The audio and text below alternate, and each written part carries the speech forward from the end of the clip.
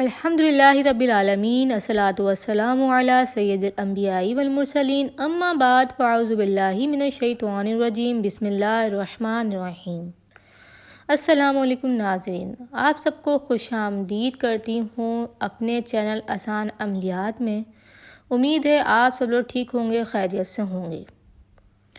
آج میں آپ کو بتاؤں گی کہ رمضان کے پہلے جمعے کے دن کیا پڑھنا چاہیے اور اس کی کیا فضیلت ہے۔ رمضان کا پہلا جمعہ دعاؤں کی قبولیت کا دن ہوتا ہے۔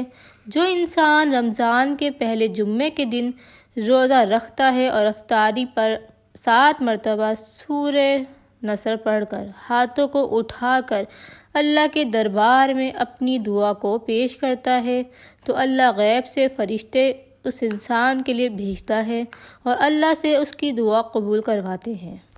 تبھی رمضان کا پہلا روزہ دعاؤں کی ضمانت ہوتا ہے۔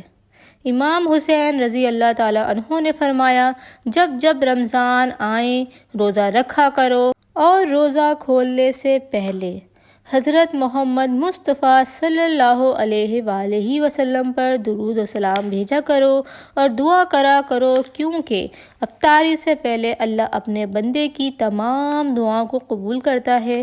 اس پر تمام فرشتے منتظر رہتے ہیں کہ اللہ کا بندہ کیا مانگتا ہے، ہم اس کو وہ چیز ابھی کے ابھی لا کر دے دیں۔